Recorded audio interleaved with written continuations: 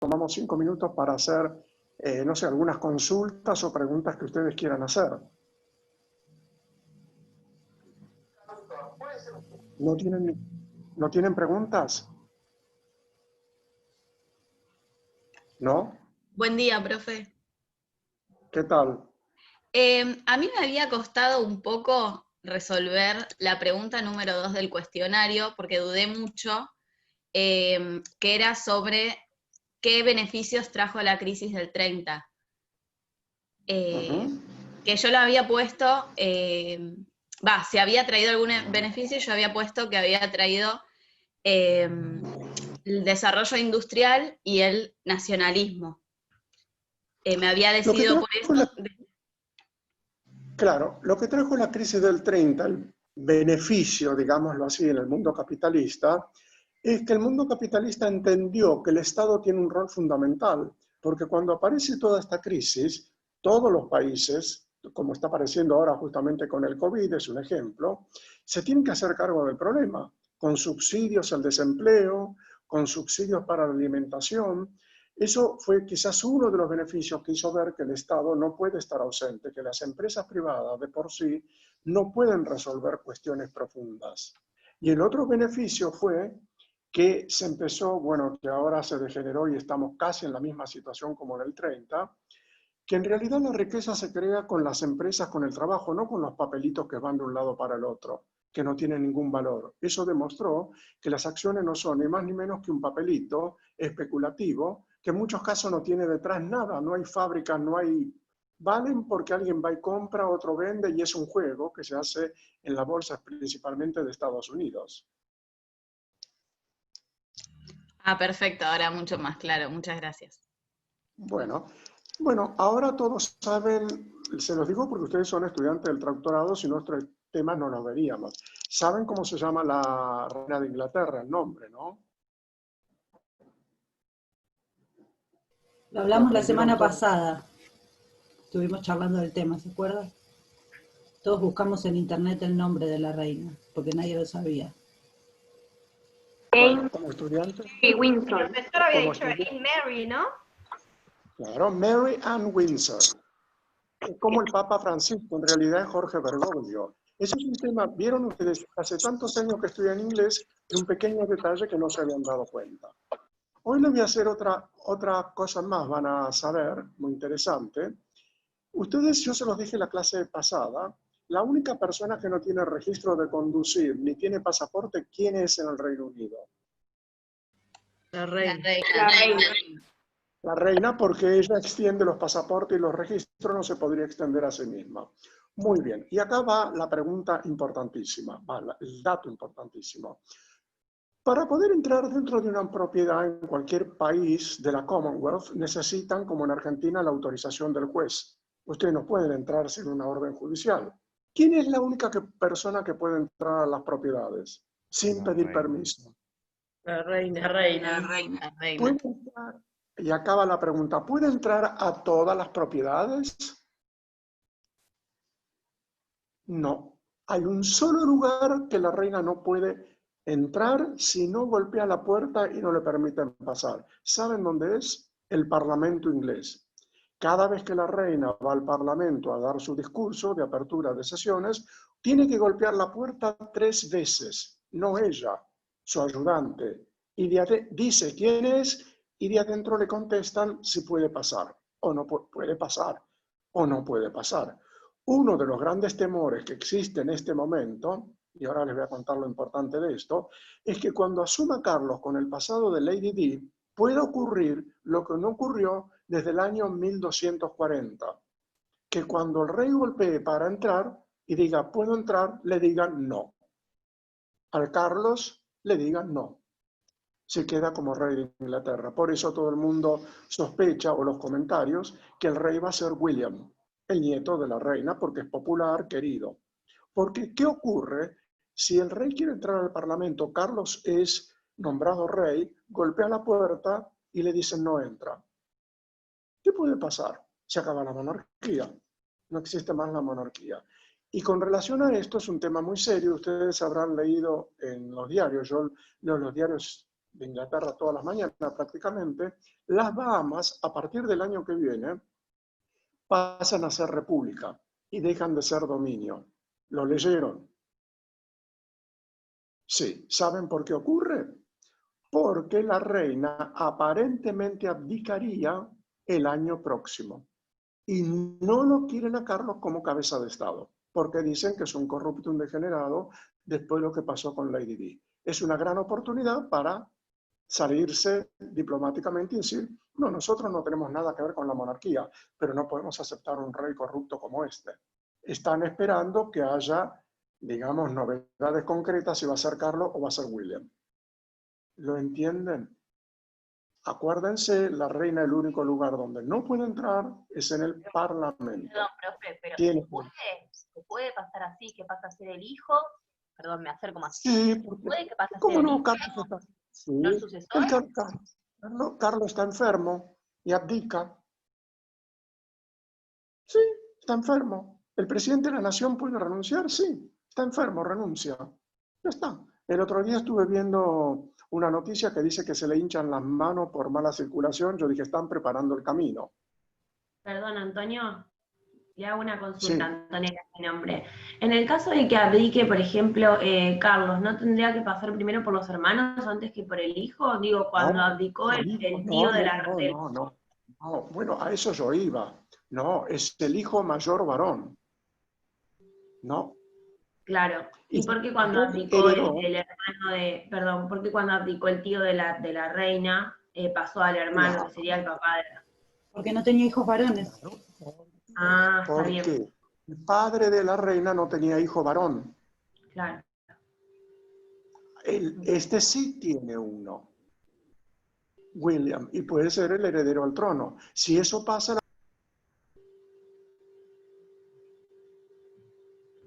Se silenció, Antonio está silenciado, no lo escuchamos bien. Ahí está. si eso pasa, puede ser que la monarquía dure 1000 años más. Si eso no pasa, yo tengo mis dudas que lo quieran tener a Carlos. Porque hay una cosa que Carlos no... La reina Isabel es jefe, como es el Papa, ella es jefe de la iglesia anglicana.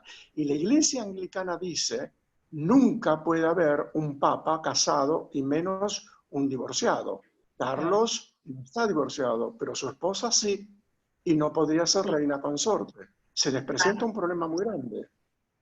Y aparte Canadá ya dio a entender, no lo dijo directamente, en caso de que Carlos sea nombrado rey, Canadá no va a reconocer a su esposa como reina consorte porque está divorciada y va contra los principios de la iglesia anglicana. Es todo un tema.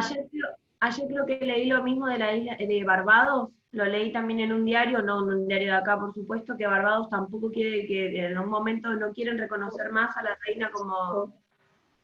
Exacto, porque saben que se va a retirar el año próximo, el 2021 es muy probable que se retire. Claro. ¿Lo entendieron? Sí, gracias. Estos temas, ¿saben cómo se llaman en inglés? Estos comentarios en la cátedra.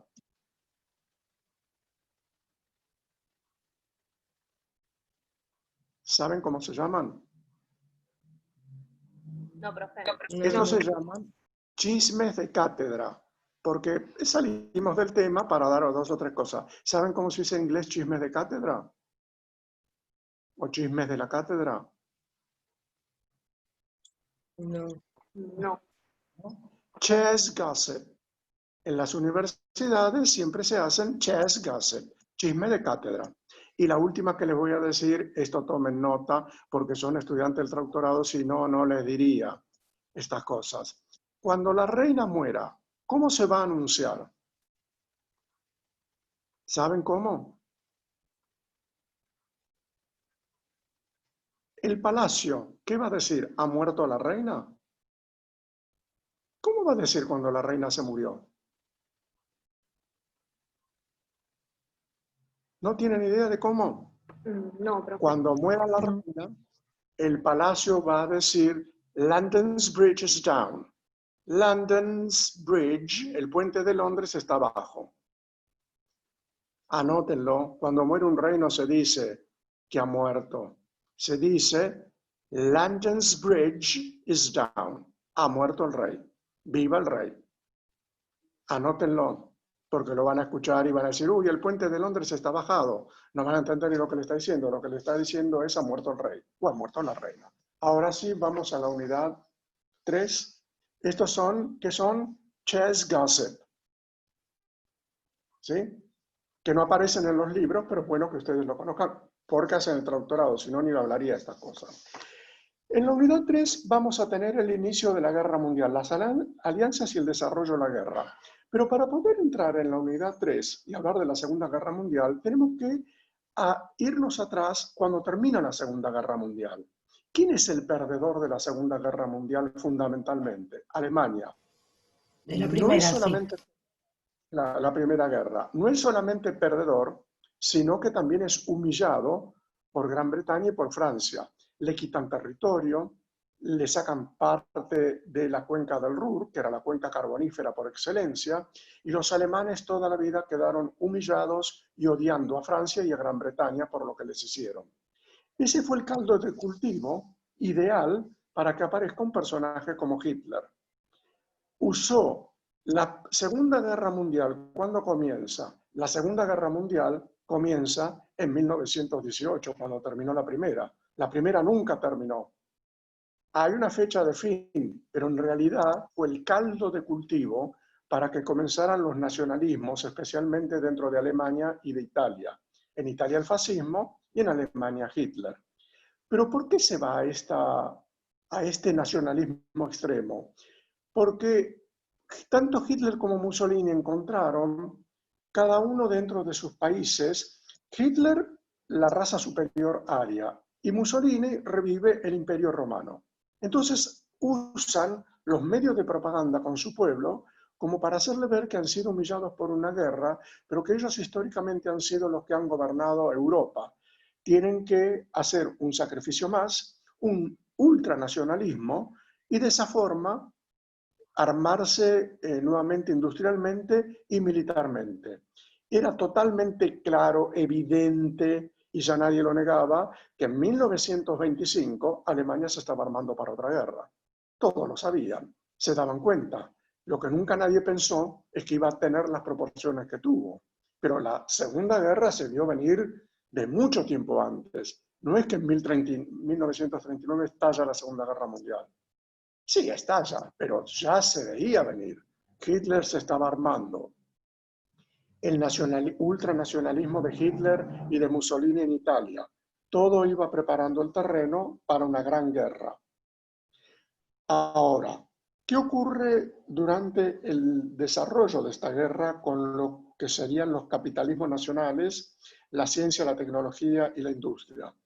El capitalismo se va a poner al servicio de la guerra en el caso de Gran Bretaña y de Francia.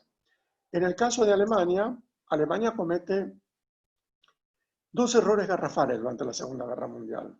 La primera es no solo un error, sino un crimen de lesa humanidad lo que hizo con el pueblo judío.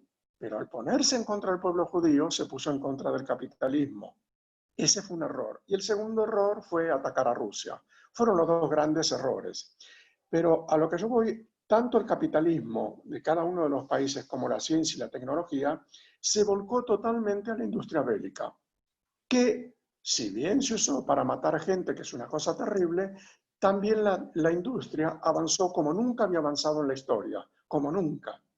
Porque la guerra obligó a tener nuevas iniciativas, nueva forma de producción. Les doy un ejemplo, la carne en lata. ¿Cómo hacían los soldados para comer proteínas en el frente de batalla? No se iban a hacer un asado, ni se iban a llevar una milanesa. La carne en lata, por ejemplo. Un invento espectacular. ¿Qué podían beber en ese momento? Agua, pero ¿qué otra cosa que los mantuviera más activos? Y apareció la Coca-Cola. Coca-Cola le regala a todos los soldados gratis la Coca-Cola, la botellita de Coca-Cola, con la única obligación que dejaran las botellas en los lugares donde ellos habían combatido, en las ciudades, para que la gente vaya conociendo la marca. No sé si conocían este punto. No, No. no tengo idea. Bueno, así es como Coca-Cola adquiere ser conocida en todo el mundo. Es decir, La guerra trae muerte, la guerra trae muchos sacrificios humanos, pero por otro lado la ciencia avanza como nunca en todo lo que es el armamento bélico, los cohetes, ¿sí? Todo lo que son los submarinos, lo que es el desarrollo de la energía nuclear, pero también avanza en todos los campos de la alimentación, de la industria textil, porque ya había que hacer uniforme para los soldados en forma estandarizada, ¿sí? Acá ya entra a jugar el terrorismo, en forma estandarizada, para poder mantener a los soldados en el frente de batalla, que no es una cosa tan sencilla. Hay que pensar desde el uniforme, las armas, las municiones, la comida. La comida. La carne en lata solucionó todos los problemas. Un día. Sí, Usted 2 come bidones y 2 sodas. Gracias. ¿Cómo?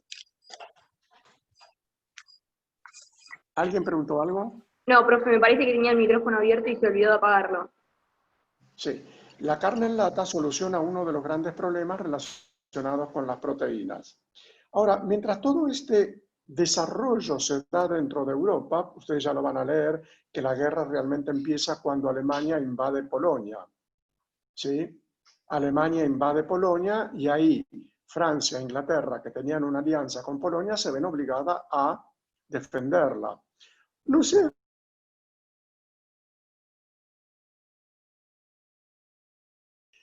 Debe ser por eso que los ingleses a lo que más desprecian en Inglaterra hasta el día de hoy es a los polacos. Yo nunca puedo entender cómo despreciaban a los polacos si son blancos, son rubios, y sin embargo les tienen asco a los polacos. Yo creo que se traslada a la época de la guerra, porque en los colegios secundarios les enseñan que murieron muchos británicos a consecuencia de la Segunda Guerra Mundial y que en realidad esa Segunda Guerra Mundial se produce por culpa de Polonia, que Gran Bretaña salió a defenderla.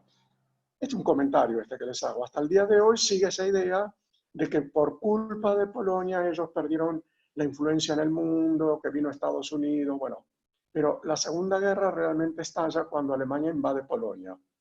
Ahí Francia e Inglaterra, que son aliados de Polonia, salen a defenderlos y bueno, se viene el gran problema en Europa.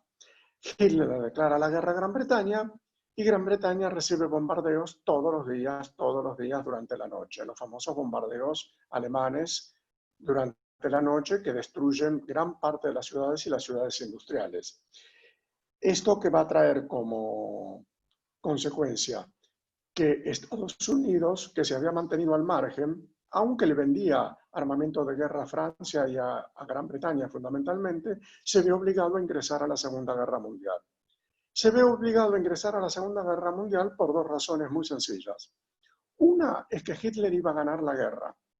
Y no se olviden que Inglaterra y Estados Unidos son los principales miembros de los países anglosajones. ¿Cómo sería después la relación de Estados Unidos con una Inglaterra ocupada por Alemania? Y el otro punto fundamental fue el ataque japonés a Pearl Harbor. Un ataque que fue, no sé si insinuado por Estados Unidos, pero que Estados Unidos sabía que ese ataque iba a existir. Era imposible creer que Japón prepare un ataque así sin el conocimiento de Estados Unidos. Eso le dio la excusa perfecta a Estados Unidos para ingresar al campo de batalla de la Segunda Guerra. Y ahí cambia la historia. ¿Por qué cambia la historia? Los países europeos estaban económicamente agotados por la guerra. Un montón de bajas, los hospitales destruidos, las industrias no producían, le faltaba alimentación. Entra Estados Unidos al conflicto, siendo ya la primera potencia mundial, con una cantidad de recursos que es inimaginables. Estados Unidos cierra las fábricas de autos para fabricar aviones. Y empieza a fabricar aviones, pero, no sé, en cuestiones, por día creo que llegaban a fabricar 200 aviones, una cosa estandarizada, pero que a los europeos, y especialmente a Hitler, lo dejaron asombrado. Aparte contaba con dinero, muchísimo dinero. Recursos naturales, no necesitaba alimentos. Alemania necesitaba el alimento de Argentina para poder sobrevivir, igual que Gran Bretaña. Pero Estados Unidos no necesita alimentos, es el primer exportador del mundo de alimentos. Con lo cual volcó la guerra, evidentemente, al lado de los aliados. Gran Bretaña no hubiera podido ganar la guerra si no hubiese intervenido Estados Unidos. Y si Hitler hubiese tenido la bomba atómica antes, les puedo asegurar que hubiera sido un desastre lo que hubiese ocurrido, un verdadero desastre. Todo eso, bueno, la historia se escribió de otra forma. Gran Bretaña, Estados Unidos y Rusia ganan la Segunda Guerra Mundial. Los aliados, Francia en menor grado, también se lo consideró otro de los aliados ganadores, y se va a empezar a reescribir, reeditar el nuevo mapa europeo que conocemos nosotros ahora. Es un dato curioso. Ustedes fíjense, esto uno lo analiza desde el punto de vista de historia, ¿no? Si ustedes alguna vez tienen la oportunidad de visitar Europa, lo van a poder ver. ¿Qué cosa, no? En un territorio tan chico conviven tantos idiomas y tantas nacionalidades distintas. Y cómo los europeos tienen asumida su propia nacionalidad. Ustedes imagínense que estamos hablando de la Unión Europea en su conjunto, tiene un territorio de 1.400.000 kilómetros cuadrados. La Argentina tiene 2.700.000 sin considerar la Antártida. ¿Y cómo es posible que haya países tan importantes como Alemania, Francia, Gran Bretaña, Italia, dentro de esos territorios, cada uno con su idioma, con su nacionalismo? Porque si bien la Unión Europea ha logrado unirlos en la moneda, en los aranceles, en el, digamos, transporte de mercadería, traslado de personas, pero como los italianos siguen siendo italianos, los franceses franceses, y no hay un espíritu colaborativo europeo. Es como, yo lo he notado como una, sí es una obligación, ¿sí? Pero no que la gente se sienta de nacionalidad europea. Los italianos no se sienten europeos, son italianos. Y los franceses son franceses. No se sienten, conviven con los demás europeos, pero ese nacionalismo que evidentemente no se pudo borrar desde la Segunda Guerra Mundial. Y lo curioso del caso es, uno lo analiza hoy y dice, ¿cuál era el objetivo de Hitler para ustedes durante la Segunda Guerra Mundial? Piénsenlo, ¿cuál era el objetivo que Hitler tenía en Europa? Dominar toda Europa. Dominar Europa. ¿Y quién domina hoy Europa? Económicamente, la Unión Europea. Alemania. Hitler se equivocó de método. Se equivocó de método. Porque Alemania, ustedes para que se den una idea, cuando termina la guerra, en 1946, Alemania era un montón de escombros, lo habrán visto en las películas. En 1953, Alemania era la segunda potencia del mundo occidental detrás de Estados Unidos. Alemania siempre ha sido un país súper importante. No se olviden que Alemania es la tierra de la filosofía, de la tecnología. Lo que pasa es que su rivalidad con el Imperio Británico lo llevó a esa guerra.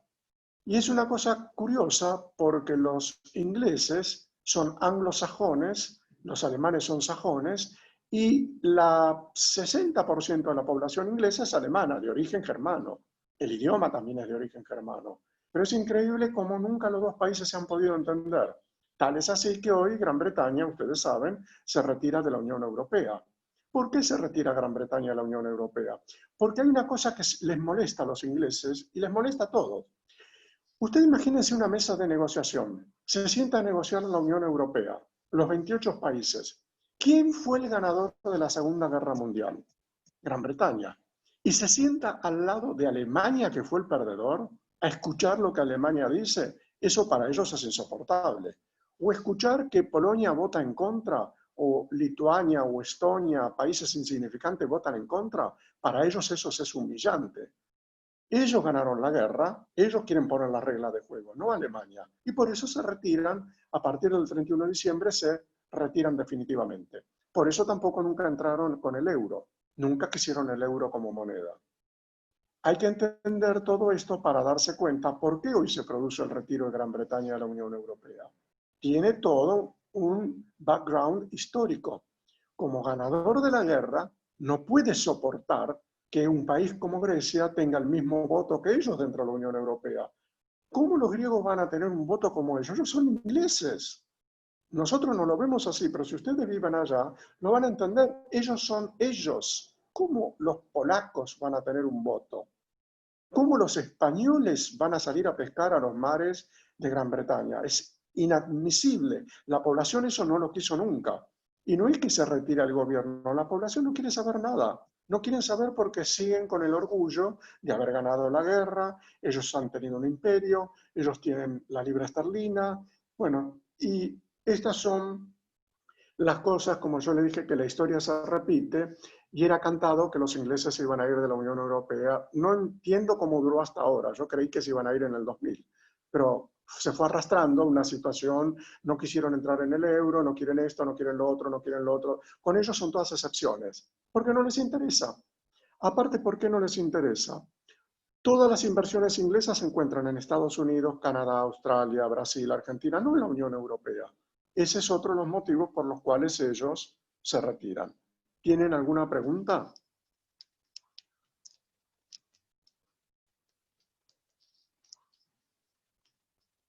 ¿No? No, profe. Bueno, ahora, ¿qué ocurre durante la Segunda Guerra Mundial con América Latina?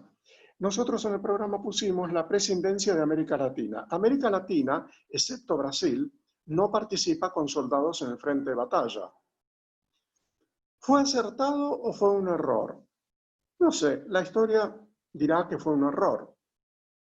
¿Por qué fue un error? Porque los países que participaron de la Segunda Guerra Mundial del lado de los aliados, hoy son todos países del primer mundo desarrollado. Brasil fue el único que participó y Brasil le devolvieron el favor.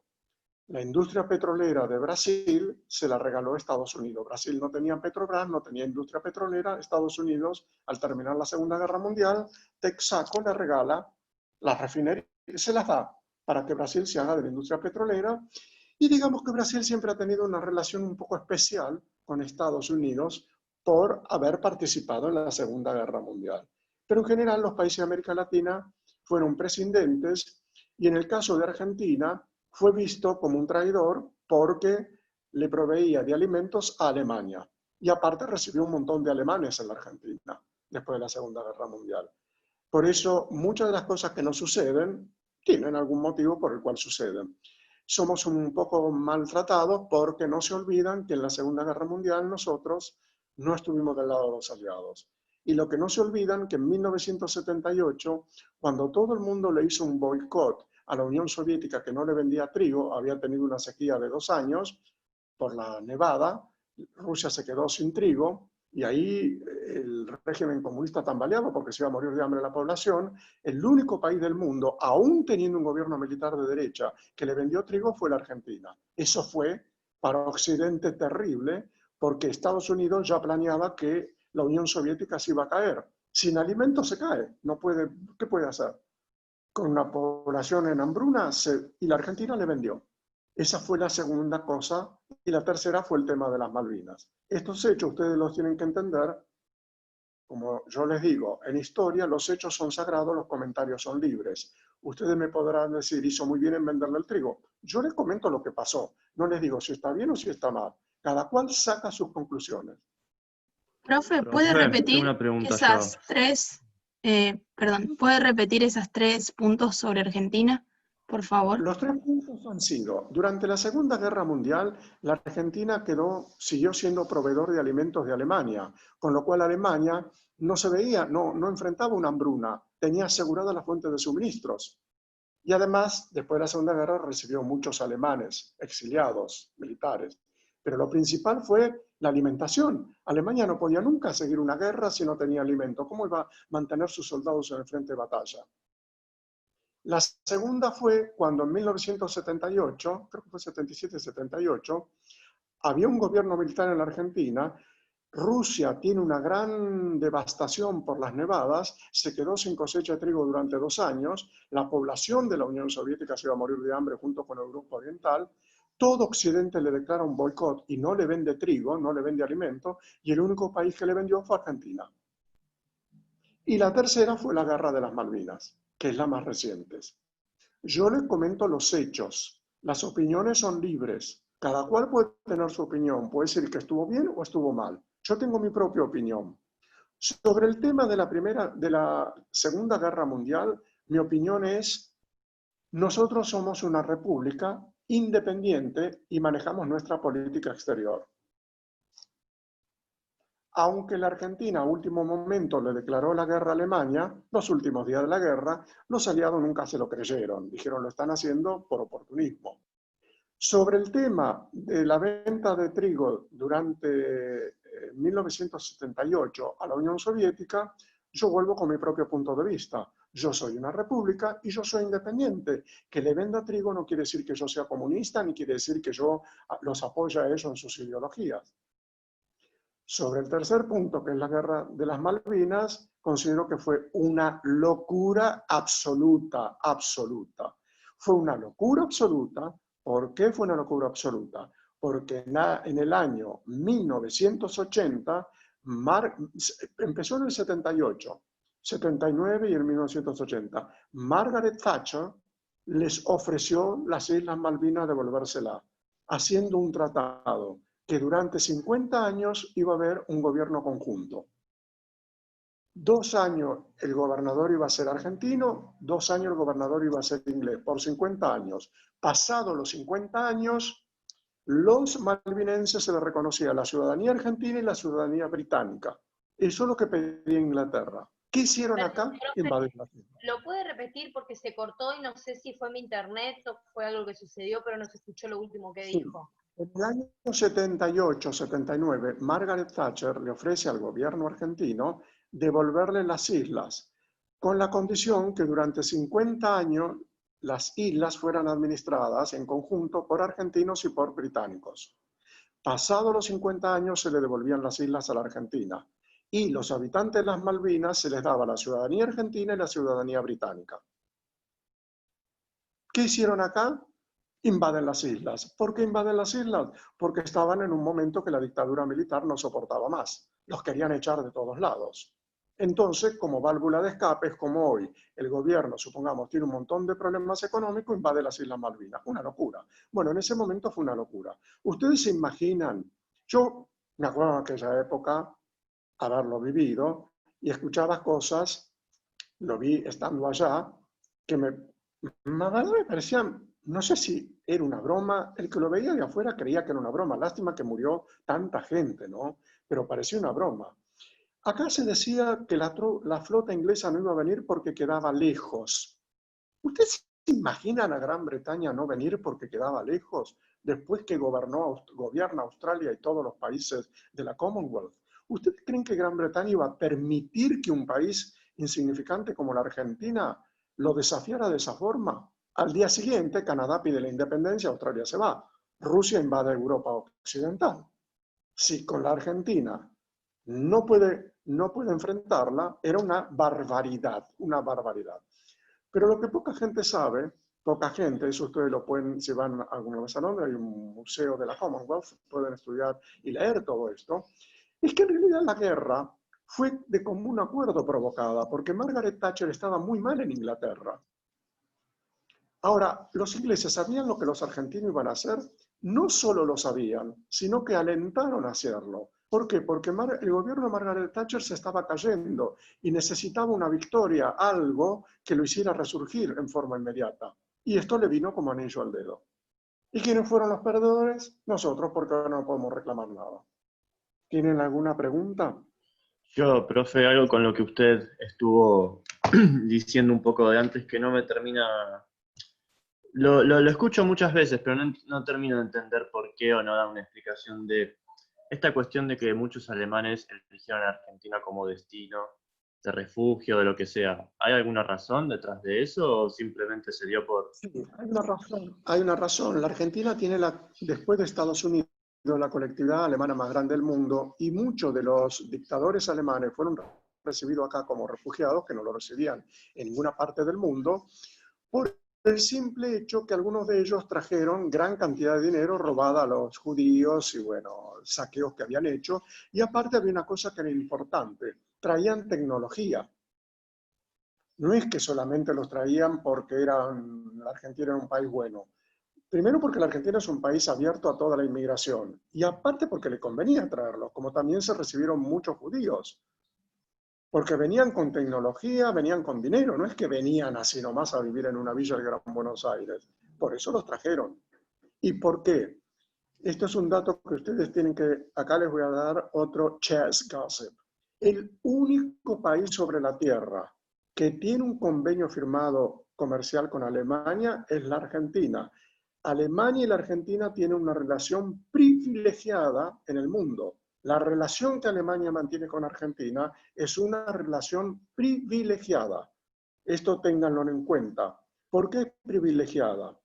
Porque Alemania reconoce lo que Argentina hizo durante la Segunda Guerra Mundial. Entonces nunca lo va a dejar que se caiga. Alemania, el primer país del mundo donde vino Mercedes-Benz a producir camiones, es acá, como, digamos, favor hacia la Argentina y hacia la colectividad alemana que vive dentro de la Argentina. Eso es bueno que ustedes lo sepan. ¿Tenés alguna otra pregunta? No, profe, gracias. Estamos a 1 minuto de que se acabe la primera tanda. Si quieren, ya salimos y volvemos a entrar. Bueno, salimos ahora. Perfecto. Ok.